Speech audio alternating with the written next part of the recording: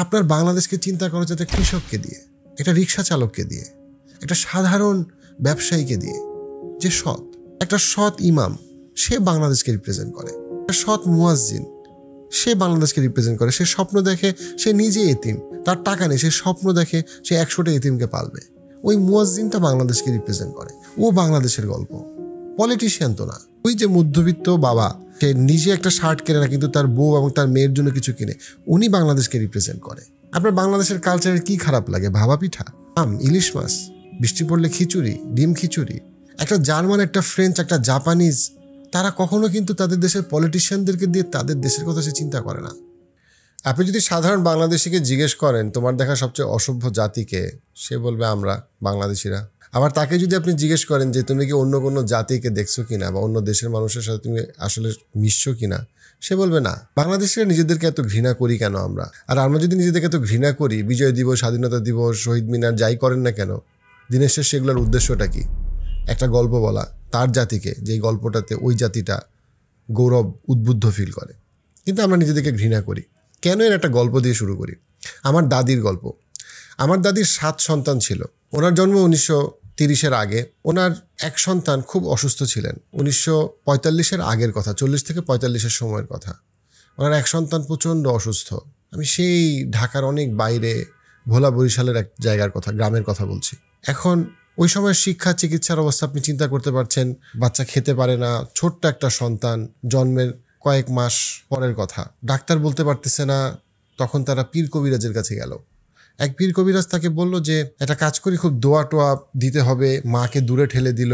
অসুস্থ বাচ্চাকে সে পীর কবিরাজের কাছে নিয়ে আসছে। কোনো রকম দোয়া টোয়া পরে ওনাকে বলল যে, পীর কবিরাজ বলল যে তাকে আসলে এক গাছের উপরে রাখতে হবে সারা রাত, 1 রাত রাখতে হবে, তাহলে তার সুস্থ হওয়ার সম্ভাবনা আছে, কারণ বদ জিন তাকে ধরছে।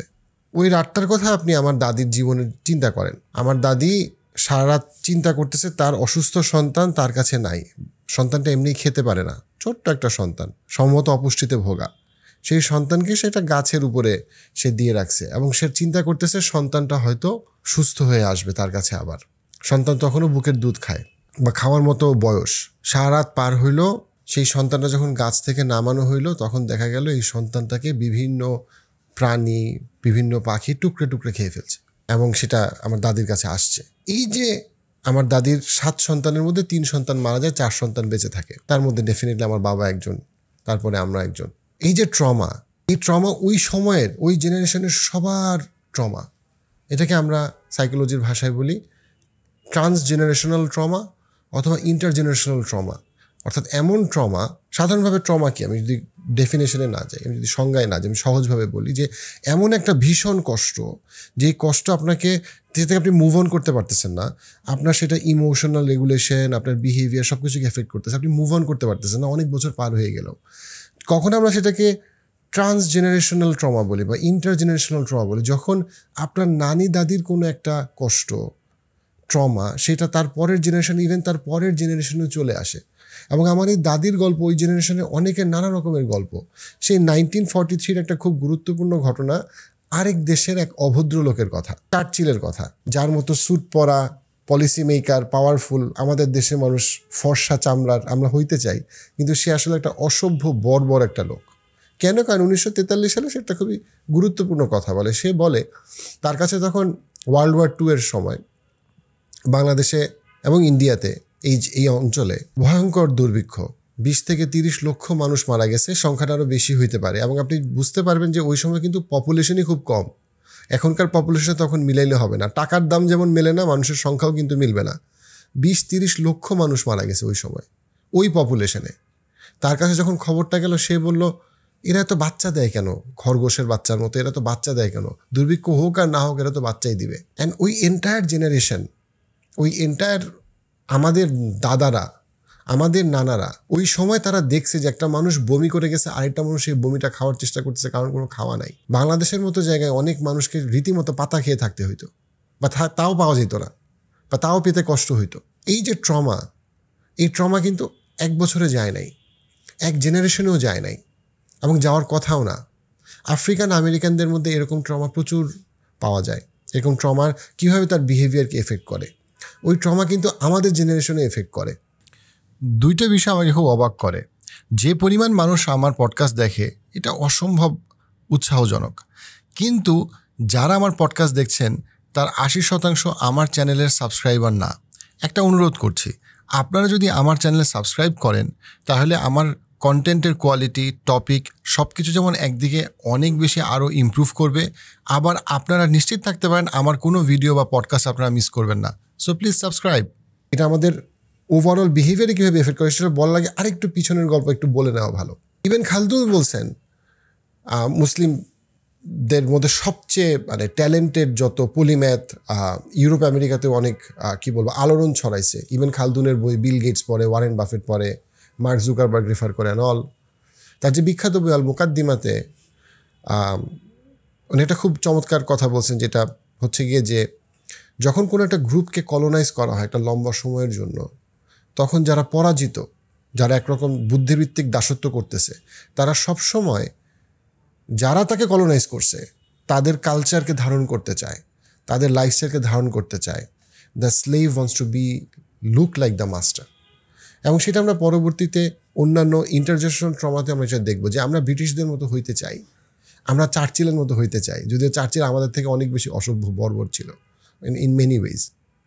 আমরা তাদের মতো হইতে চাই। আপনাকে যদি আমি বলি যে ওবিসিটি, যে মোটা, অনেক মোটা, এর বিশাল মোটা, যে এত মোটা যে সে তার মানে মানে যে কোনো সময় তার প্রচণ্ড পরিমাণ স্বাস্থ্য ঝুঁকিতে আছে, এরকম একটা মানুষের কথা চিন্তা করেন তো। আমাদের বেশিরভাগের ক্ষেত্রে আমাদের কাছে মনে হয় হয়তো মিডল ইস্টের কোনো তোপ পড়া মানুষ এক গাদা খাবার খাচ্ছে, টাকা খাওয়া নষ্ট করতেছে, অথবা বাংলাদেশি কোনো মানুষ। কিন্তু আপনি কি জানেন ওবিসিটির সমস্যা আসলে আমেরিকায় আরও অনেক গুণ বেশি। ঢাকার থেকে আমি যদি বলি আমেরিকার যে প্রায় বেশিরভাগ স্টেটে ঢাকার থেকে ওবিসিটির সমস্যা ওই দেশে অনেক বেশি। আপনার কাছে না না আমেরিকান মানুষ এরকম হইতেই পারে না। কেন? কারণ আপনাকে একটা গল্প বলা হয়েছে, যে গল্পটা আপনি বিশ্বাস করেন। কারণ আপনি চিন্তা করেন আমেরিকার কোনো হলিউডের হিরোর কথা, আপনি আমজনতার কথা জানেন না। আপনাকে আমি যদি বলি যে সান ফ্রান্সিসকো শহরটা কেমন, San Francisco, wow San Francisco, ওরে বাবা স্যান ফ্রান্সিসকো, এটা কোথায়? এটা মানে আমেরিকাতে, ক্যালিফোর্নিয়াতে। আমি যদি আপনাকে হঠাৎ করে বলি যে স্যান ফ্রান্সিসকোর থেকে ঢাকা শহর বেশি নিরাপদ, আপনি গালাগালি শুরু করবেন, এই অশিক্ষিত মূর্খ, নিজের সান ফ্রান্সিসকোতে যাওয়ার যোগ্যতা নাই। কিন্তু আপনি একটু মানে কম্পেয়ার করেন তো সান ফ্রান্সিসকোর mental health crisis, addiction crisis, তাদের গত 4 বছরের কোভিডের পরে তাদের রিপোর্ট, তাদের রাস্তায় গুলি খাওয়ার ক্রাইসিস, ক্রাইম রেট। আপনি দেখবেন যে মানে হ্যাঁ ডেফিনেটলি ঢাকার বাতাসের থেকে বেশি বিষাক্ত, ডেফিনেটলি ঢাকায় মানুষের থেকে অনেক বেশি, বাট আপনি চাবেন না আপনার বাচ্চা সান ফ্রান্সিসকোতে বড় হোক। আপনার বাচ্চা সান ফ্রান্সিসকোতে বড় হইলে তার মেন্টাল হেলথ ক্লায়েন্ট হওয়ার, অথবা তার অ্যাডিক্টেড হওয়ার, অথবা তার গুলি খেয়ে মরে যাওয়ার সম্ভাবনা অনেক বেশি ঢাকার থেকে। ওই দিক থেকে তো সেটা অনেক বেশি অনিরাপদ। কিন্তু আপনার ও মাই গড স্যান ফ্রান্সিসকো, আমি হলিউডে দেখছি স্যান ফ্রান্সিসকো। বাট হ্যাঁ আপনি আসলে স্যান ফ্রান্সিসকো নিয়ে পড়াশোনা করেন, আসলে তাদের নাম্বারগুলো দেখেন এবং আপনি কম্পেয়ার করেন। ইন্ডিয়া, পাকিস্তান, বাংলাদেশের বেশিরভাগ শহর সান ফ্রান্সিসকোর থেকে নিরাপদ, বেশিরভাগ শহর, সব শহর না। কিন্তু আপনার এটা মাথায় কাজ করে না। কেন কাজ করে না? কারণ ওই যে আমি বললাম আপনাকে একটা গল্প বলা হয়েছে। একদিকে আপনার আছে একটা ট্রান্সজেনারেশনাল ট্রমার এফেক্ট, আরেকদিকে আপনার আছে ওই তাদের মতো হইতে চাওয়ার, তাদের মতো হইতে পারলে যাতে উঠতে পারার একটা প্রবল ইচ্ছা। সেইখান থেকে আপনি নিজেকে ঘৃণা করেন এবং আপনি তার মতো হইতে চান। বিখ্যাত আফ্রিকান সাইকিয়াট্রিস্ট ফ্রান্সিস ফেনন এই যে মানসিক অবস্থাটা, এটা নিয়ে উনি অনেক কথা বলছেন, তার বইতে অনেক আলোচনা করছেন। তার রিসার্চের জন্য বিখ্যাত, তার সেন্টার এখন ইউরোপে অনেকগুলো দেশে আছে। ইটালি থেকে আমার কাছে একজন যোগাযোগ করছিল যে ফ্রান্সিস ফেনন সেন্টারে সে পিএইচডি করতেছে।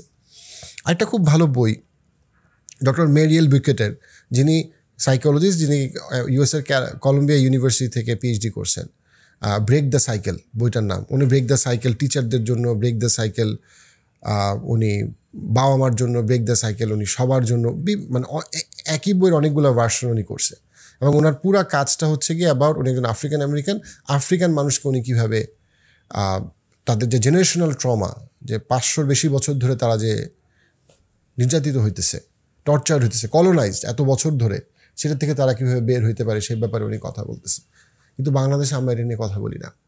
বাংলাদেশ নিয়ে বা ইন্ডিয়া বাংলাদেশের ক্ষেত্রে সবচেয়ে বড় ট্রানজিশনাল ট্রমা কীভাবে এফেক্ট করছে সেটা নিয়ে সবচেয়ে ভালো কাজ হচ্ছে আপনার দ্য পকেট প্রজেক্ট নামে জার্মানি বেসড একটা নন ফর প্রফিট অর্গানাইজেশন আছে যারা এটা নিয়ে কাজ করে। আপনারা কেউ স্টাডি করতে চাইলে করতে পারেন। পকেট প্রজেক্ট, জার্মানি দেশ আপনারা এটা পাবেন। তারা বেশ এটা নিয়ে পার্টিকুলারলি অনেক কাজ করতেছে। কিন্তু আমরা বাংলাদেশিরা আমাদেরকে নিয়ে ঘৃণা করি। এবং এই আপনি একটা জিনিস চিন্তা করেন যে আমি এটা বারবার বলি যে 1700 সালে ঢাকা পৃথিবীর মোস্ট লিভেবল সিটির একটা ছিল, রিচ সিটি ছিল। সেই ঢাকাকে যখন 1972 সালে বাংলাদেশিদের হাতে তুলে দেওয়া হয়েছে, সেই ঢাকায় কি ছিল? কিচ্ছু ছিল না, সব নিয়ে যাওয়া হয়েছে।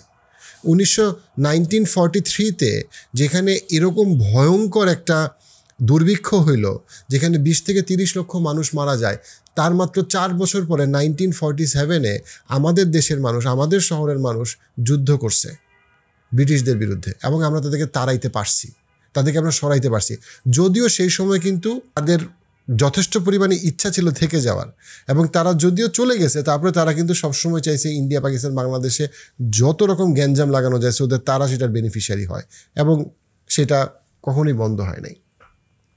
14 ডিসেম্বর 1971 সাল আর 2008-এর বিডিআর বিদ্রোহ, আপনি যদি চিন্তা করেন দুইটা ঘটনা, এটা তো ক্লিয়ার এটা বাংলাদেশের কেউ আসলে এটার বেনিফিশিয়ারি না। এটা বাংলাদেশিরা সক্রিয়ভাবে জিনিসটা করতে চায় না, এটা করানো হয়েছে। এটা কোনো একটা জিওপলিটিক্যাল ইন্টারেস্টে কেউ একজন এই দুটো জিনিস করছে। একটাতে আমরা দেখতে পাই আমাদের বুদ্ধিজীবীদেরকে মেরে ফেলা হয়েছে, যে বুদ্ধিজীবীরা আমাদের যে টোটাল যে আমাদের সোশ্যাল ইনস্টিটিউটগুলো যারা তৈরি করতো তাদেরকে হত্যা করা হয়েছে। কেন? 2008 সালে আমাদের যে ডিফেন্সের একটা বিশাল গুরুত্বপূর্ণ কিছু সদস্যদেরকে হত্যা করা হয়েছে। কেন? আমি যেটা বলতে চাই সেটা হচ্ছে যে আমাদের দেশ এমন একটা জিওপলিটিক্যাল লোকেশনে আছে, এই দেশটাকে কেউ কখনো ছাড়ে নাই, রেহাই দেয় নাই। কারণ সবাই জানতো যে এখানে এই গরুটা দুধ দেয়। কিন্তু আমরা মনে করি যে আমরা বিষাক্ত, নোংরা, ময়লা, বেটে হবে না আমাদেরকে দিয়ে। তারা কিন্তু মনে করে না। তারা যদি মনে করতো বাংলাদেশ দিয়ে কিছু হবে না, বাংলাদেশে এত বিদেশিরা কাজ করতো না, চাকরি করতো না। ইন টার্মস অফ পপুলেশন আমাদের দেশের মানুষ পৃথিবীর সবচেয়ে 10টা সবচেয়ে বেশি সংখ্যক মানুষের একটা। সোজা কথা না, পপুলেশন ইজ পাওয়ার। যদি আমরা পপুলেশনকে কাজে লাগাইতে পারি, আমাদের রেমিটেন্সে যা আসে সেটা আমাদের পপুলেশনের পাওয়ার। কিন্তু আমরা আমাদের পপুলেশনকে এডুকেট করতে পারি নাই, ট্রেনিং দিতে পারি নাই, শিখাইতে পারি নাই।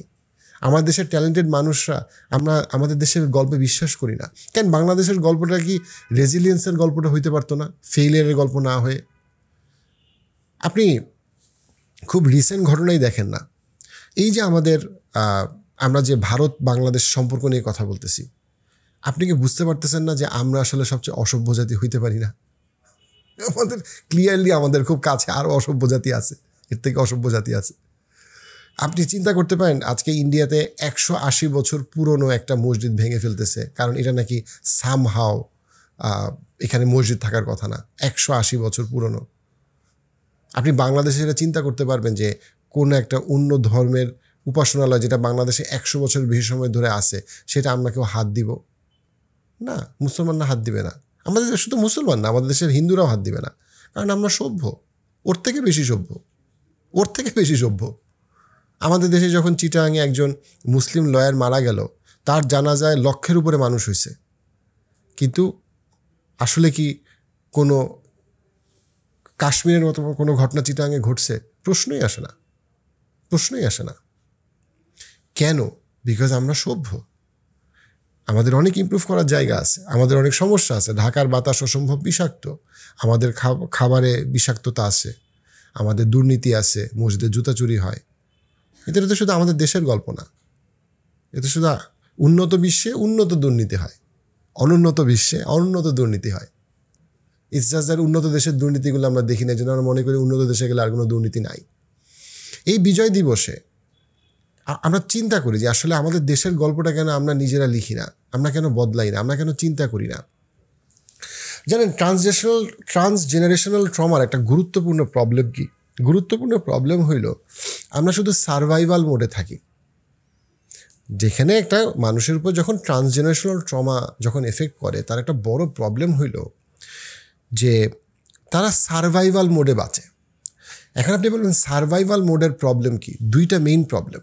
এক নম্বর প্রবলেম হইল সে এক্সেলেন্স এবং সাকসেসকে সে চেজ করে না, সে খালি ভাত খেতে চায়, সে খালি একটু একটা বাসা চায়, ভিটে মাটি চায়, সে খালি কোনোভাবে বাঁচতে চায়। এখনও আমাদের দেশে এরকম মানে মানুষ আছে যারা 6 মাস কাজ করে 6 মাস ঘুমায়। কেন? কাজ করে লাভ কি? আমার তো বছরে চলার টাকা হয়ে গেছে। অর্থাৎ আমাদের দেশে মানুষের স্বপ্নটা ছোট, আকাশটা নিচে। কেন? এটা কিন্তু ট্রান্সজেনারেশনাল ট্রমার এফেক্ট। বিকজ সে তো সারভাইভ করতে চায়, সে সারভাইভ করলেই সে খুশি, সে কোনো মতে বাঁচতে চায়। সে বন্যায় আসছে, সে খুব কাজ করতেছে, বন্যার পানি চলে গেছে, সে এখন আর জীবনের তেমন কোনো তার পারপাস সে পায় না। বাড়ি গাড়ির বাইরে তার কোনো পারপাস নাই, তার পারপাস শেষ, কারণ সে সারভাইভ করছে। সে সবসময় মানে সে যখন চিন্তা করে, সে সময় চিন্তা করে অপরিচিত কারো কাছে কিছু খাবা না, আমার বাচ্চারা যেন দূরে যায় না যায়। সে ওভার প্রোটেক্টিভ। কেন? কারণ সে সারভাইভাল মোডে আছে। যে সারভাইভাল মোডে সে সবসময় মনে করে কেউ আমার বাচ্চাটাকে নিয়ে যাবে, আমার বাচ্চাটা বড় হয়ে গেছে কিন্তু আমি ওকে আগলায় রাখবো। কেন? আমি ওভার প্রোটেক্টিভ। কেন? বিকজ কেউ একজন নিয়ে যাবে, ওর কোনো ক্ষতি হবে। হ্যাঁ, মা তার মানে মোটা বাচ্চাটাকে দেখলেও মনে করে ওর খিদা লাগছে, ওকে ওকে ওকে ওকে ভাত দে, ওর ওর ভাত লাগবে। হ্যাঁ, বাচ্চাটা কিন্তু মোটা, কিন্তু মায়ের কাছে মনে হয় ওর একটু ভাত দরকার। বাচ্চাটা যে কাঁদুক হাসুক, ওকে একটু ভাত দাও। কেন? বিকজ ওই যে এফেক্টটা এটার থেকে সে বের হইতে পারে নাই।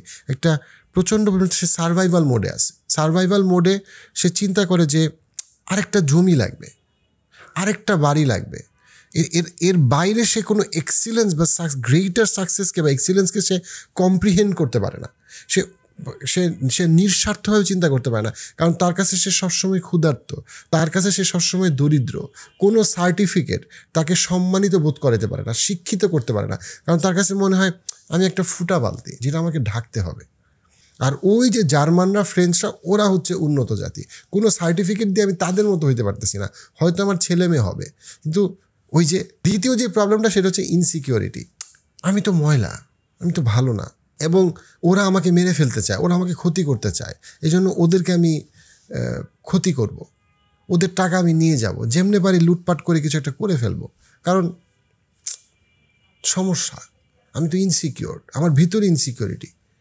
আমার বাবা বাড়ি রেখে গেছে, গাড়ি রেখে গেছে, তারপরে আমার কাছে মনে হয় যে না, আমার তো কিছু নাই, আমার একটা বাড়ি লাগবে, একটা গাড়ি লাগবে, একটা ডিগ্রি লাগবে। প্রয়োজন নাই, তারপরেও একটা ডিগ্রি নিতেছে। প্রয়োজন নাই, তারপরেও সে এমন একটা কিছু করতেছে, এমন একটা দুর্নীতি করতেছে, কোনো ইয়ে নাই। আমাকে একজন এক্স ব্যুরোক্রেট একটা কথা বলেছিলেন, খুবই সিনিয়র ব্যুরোক্রেট, রিটায়ার করছেন, ভালো মানুষ। উনি বলছিলেন যে আমাদের এখনও কিছু সরকারি কর্মকর্তা আছে, ওনার বক্তব্য, যারা ওই যে সরকার যখন গাড়ি দেয় তখন ওই যে টিস্যু বক্স দেয়, ওই টিস্যু বক্স নিয়ে বিক্রি করে, কারণ টিস্যু বক্সের হিসাব রাখা হয় না। তো দেখা যায় যে একজন 50-60টা টিস্যু বক্স বিক্রি করতেছে, বিক্রি করে কিছু টাকা পাইতেছে। যে চালাক না হইলে টেকা মুশকিল, এই ফর্মুলাতে আর কি। তো উনি বলতেছিল, এক্স ব্যুরোক্রেট, খুব ভালো মানুষ, রিটায়ারমেন্টের পরে আমার সাথে উনি বলতেছিল যে এই লোকটার কিন্তু যে টোটাল ইনকাম, তাতে তার জীবনমান কখনো বদলাবে না ওই টিস্যু বক্সের টাকার জন্য। টিস্যু বক্সের টাকা দিয়ে তার জীবনে কোনো আয় উন্নতি হবে না, তার ছেলে বেটার স্কুলে পড়বে না, সে বেটার জুতা পরবে না। কিন্তু তাহলে সমস্যাটা কি? সে ছোট লোক। সে কেন ছোট লোক?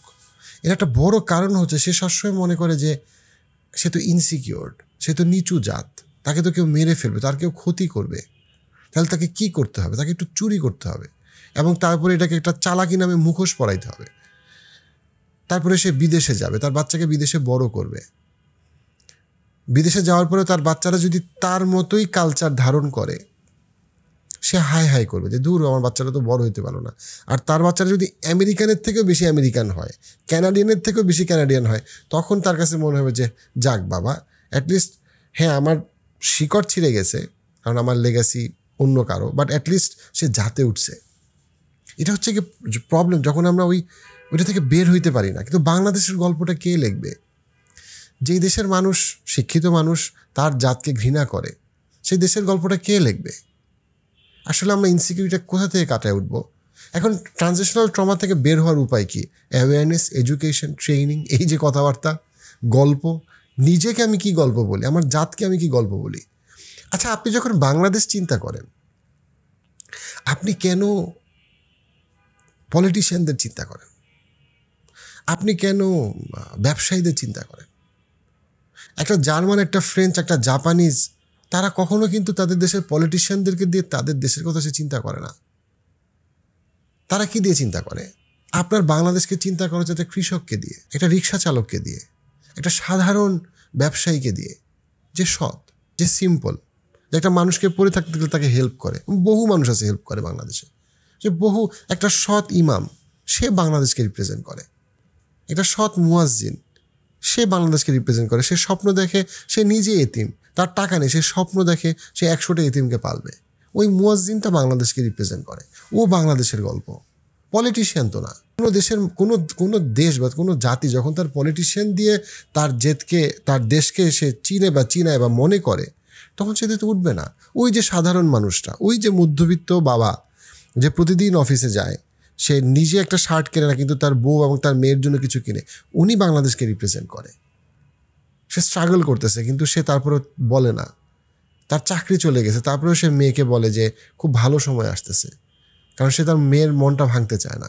মেয়ে পিকনিকে যাবে, বাবার চাকরি চলে গেছে, বাবা এসে পিকনিকের টাকাটা দেয়, যদিও সে জানে না তার বাসা ভাড়াটা কী হয়ে দিবে। ওই লোকটা বাংলাদেশকে রিপ্রেজেন্ট করে। ও বাংলাদেশ, ওইটা বাংলাদেশ। আপনার বাংলাদেশের কালচারের কি খারাপ লাগে? ভাবা পিঠা, ইলিশ মাছ, চিপড়লে খিচুড়ি, ডিম খিচুড়ি, টঙের দোকানের চা, কেন খারাপ লাগে? কেন আপনার কাছে মনে হয় আপনি যদি ফ্রান্সে বসে যদি আপনি বা ইটালিতে বসে যদি পিৎজা খেতেন, অথবা ফ্রান্সে আপনি কফি খেতেন, ওইটাতে আপনি জাতে উঠতেন? কেন? কারণটা কি? আমাদের দেশের উর্বর মাটি নিয়ে যেখানে জাপানে এগ্রিকালচার এত রিসার্চ করে, সেখানে আপনি বাংলাদেশকে নিয়ে শুধু বন্যা চিন্তা করেন কেন? বন্যা তো পলিমাটি নিয়ে আসে। আপনি তো গল্পটাকে শুধু বন্যার গল্প না দেখে উর্বর মাটির গল্পও চিন্তা করতে পারতেন। আমরাই তো বাংলাদেশ, কিন্তু আমরা পলিটিশিয়ানদের দিকে তাকাই কেন? পলিটিশিয়ানরাই কি সব? আমেরিকার পলিটিশিয়ান গত 40 বছরে করাপশন ছাড়া কোনো পলিটিশিয়ান আমেরিকা তৈরি করছে? তাহলে আমেরিকানরা কেন আমেরিকাকে ভালোবাসে, আমরা কেন পারি না?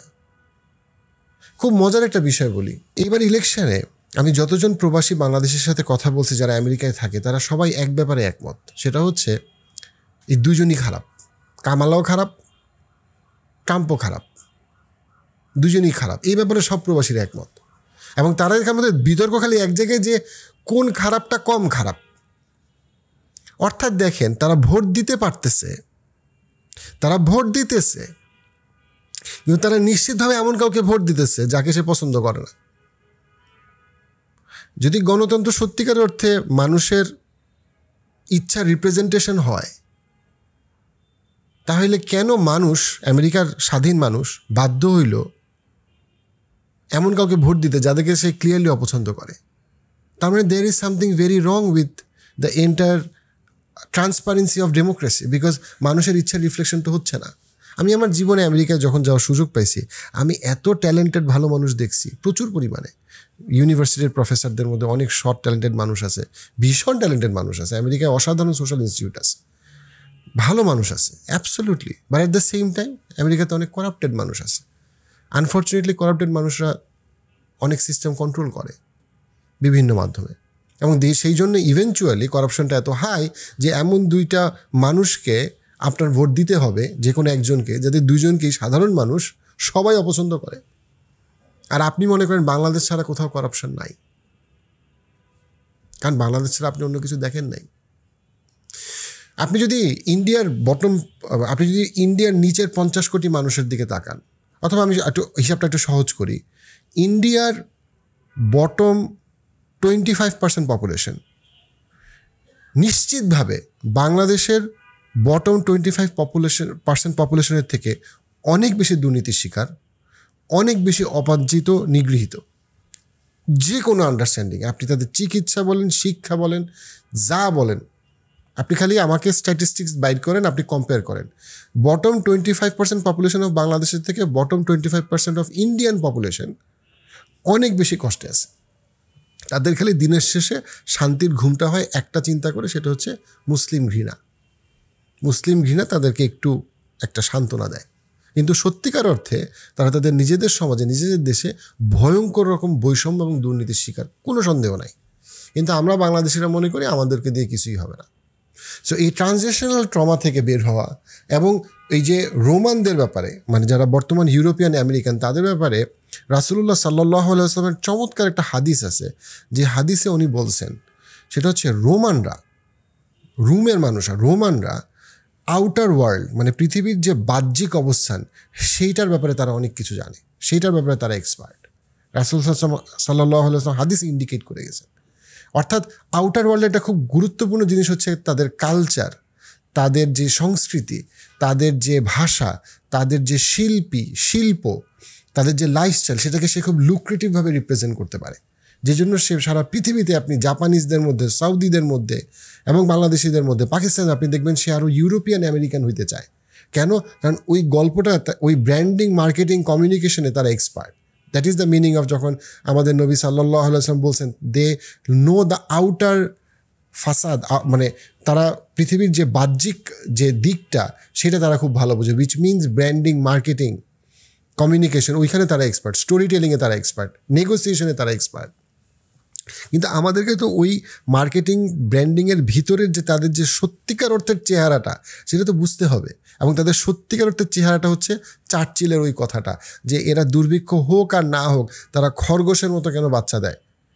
যখন সে বলছিল যে এত মানুষ যদি দুর্ভিক্ষে মারা যায় তাহলে গান্ধী কেন মারা না যায়, কারণ চার্চিলের একটা মানে প্রচণ্ড পরিমাণে অপছন্দের লোক ছিল হচ্ছে মহাত্মা গান্ধী। সো দিনের শেষে আমাদেরকে ওই ট্রানজিশনাল ট্রমা থেকে বের হওয়ার জন্য আমাদের নিজেদেরকে, আমরা যে গল্পটা বলি, নিজেদের দেশ জাতিকে নিয়ে আমরা যে ভিশনটা দেখি, সেটা আমাদেরকে বদলাইতেই হবে। এবং আমাদের কালেকটিভ এই ট্রমা হিলিং লাগবে। আমাদেরকে বুঝতে হবে যে আমাদের দাদারা বা আমাদের নানারা এমন কিছু কষ্টের মধ্যে গেছে যেটার জন্য তারা প্রস্তুত ছিল না, কিন্তু তাদেরকে যেতে হয়েছে। কিন্তু আমাদের জেনারেশন হিসেবে এসে আমাদেরকে সচেতন হইতে হবে, আমাদের ওই ইমোশনাল ইন্টেলিজেন্স বেড়ে ওই জায়গায় যাইতে হবে যে আমার ওই সেলফ অ্যাওয়ারনেস আছে, যেখান থেকে আমি বুঝি যে আমার একটা, আমি অ্যাংজাইটি প্রোন হইতে পারি, আমার অ্যাংজাইটির ঝুঁকি থাকতে পারে, আমার দুশ্চিন্তা অনেক বেশি হইতে পারে, কিন্তু আমি সেটাকে কি করতে পারি, আমি আমার যে প্রয়োজন হলে থেরাপি হোক, অথবা আমার ট্রমা হিলিং হোক, অথবা আমার আমার স্পোর্টস, আমার যে ফিজিক্যাল অ্যাক্টিভিটি, আমি কী ধরনের খাবার খাচ্ছি, এবং সব কিছুর পরে আমি নিজেকে কি গল্প বলি, আমি নিজেকে কি ভিশন দেখাই, কালেকটিভলি আমার নিজেদেরকে কি ভিশন দেখাই, সেই জিনিসগুলোর মাধ্যমে আমরা আস্তে আস্তে কিন্তু হিলড হইতে পারি। আমাদের যে কালচারাল ফোরাম, সেখানে অনেক কাজ আছে। আমাদের ধর্ম থেকে আমরা উঠে আসতে পারি। দেখেন রাসূলুল্লাহ সাল্লাল্লাহু আলাইহি ওয়াসাল্লাম, এটা আরেকটা মানে অসাধারণ জিনিস, যে রাসূলুল্লাহ সাল্লাল্লাহু আলাইহি ওয়াসাল্লাম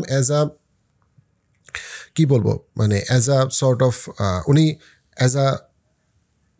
মানে সাইকোলজিক্যাল ওয়েলবিংয়ের জায়গা থেকে উনি কিভাবে সাহাবাদেরকে এত কনফিডেন্ট বানালেন, যেখানে সাহাবারা এত নির্যাতিত হয়েছিল। উনি কিভাবে, দেখেন বেলাল রাদিয়াল্লাহু আনহু, যিনি একজন দাস ছিল এবং তার আগের যত প্রজন্ম চিন্তা করা যায় সব প্রজন্ম দাস ছিল, কিন্তু উনি বেলাল রাদিয়াল্লাহু আনহুকে কি বানাইছেন? উনি মুয়াজ্জিন বানাইছেন। কেন? উনি বেলাল রাদিয়াল্লাহুকে এম্পাওয়ার করছেন, ওনার ভয়েসকে উনি এম্পাওয়ার করছেন। এবং দেখেন এটা কিন্তু একটা মানে ট্রান্সজেনারেশনাল ট্রমা কাটায় ওঠার কত অসাধারণ এক মানে থেরাপিউটিক অ্যাপ্রোচ, যে এত মানুষের মধ্যে বেলাল রাদিয়াল্লাহু আনহুকে কেন মুয়াজ্জিন বানানো হইলো। এর অনেক রিজন আছে ডেফিনেটলি, কিন্তু এর একটা বড় জিনিস যেটা হয়েছে সেটা হচ্ছে গিয়ে একটা মানুষ, সে দেখেন একটা দেশে সে দাস হিসেবে সে ছিল, তাকে মানে ভয়ঙ্কর রকম টর্চার করা হইতো, সেখানে সে মুসলমান হইলেও সে তো নিজেকে নিচু মনে করে, ময়লা মনে করে, খাটো মনে করে, কারণ সে তো দাস এবং তার বাবাও দাস, তার 14 গোষ্ঠী দাস। সেখান থেকে রাসূলুল্লাহ সাল্লাল্লাহু আলাইহি ওয়াসাল্লাম তাকে নিয়ে আসলো, শুধু মুসলমান বানায় নাই, তার গলার আওয়াজকে মানে সবচেয়ে পবিত্রতম একটা কাজের জন্য দেওয়া হলো, সেটা হচ্ছে গিয়ে মুয়াজ্জিনের কাজ। আপনি কি বুঝতে পারেন যে এই এম্পাওয়ারমেন্টের একটা খুব ইনার অ্যাসপেক্ট হইল যে তাকে ওই ইন্টারজেনারেশনাল ট্রমা, ট্রানজিশনাল ট্রমা থেকে তাকে বের করে আনা, যে না, আমরা তোমার গলায় আজান শুনতে চাই, তুমি বলবা হাই আলাস সালাহ হাই আলাল ফালা, তোমরা সালাতের দিকে আসো, তোমরা বিজয়ের দিকে আসো, তোমরা সফলতার দিকে আসো। সো এই বিষয়গুলো ধর্মের খুবই সূক্ষ্ম বিষয়, কিন্তু খুবই পাওয়ারফুল বিষয়। কিন্তু দিনের শেষে আমরা আমাদের ছেলে মেয়েদেরকে যে গল্পটা বলি, তুই তো মনে হয় খাইতে পারবি না, তুই তো মনে হয় চলতে পারবি না, তুই ফেল করছো স্যার, পাস করতে পারবি না, এবং এই গল্পগুলো আমরা নিজেরাও শুনে আসছি, আমরা নিজেদেরকেও বলি। এভাবে প্রজন্মের পর প্রজন্ম আমরা আহত হই, ক্ষতবিক্ষত হই। সময় আসছে আমরা এটাতে ব্যাপারে সচেতন হই এবং বের হয়ে আসি। সবশেষে সবাইকে বিজয় দিবসের শুভেচ্ছা।